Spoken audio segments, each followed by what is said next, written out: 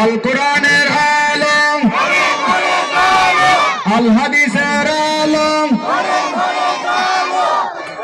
নারায়ে তাকবীর।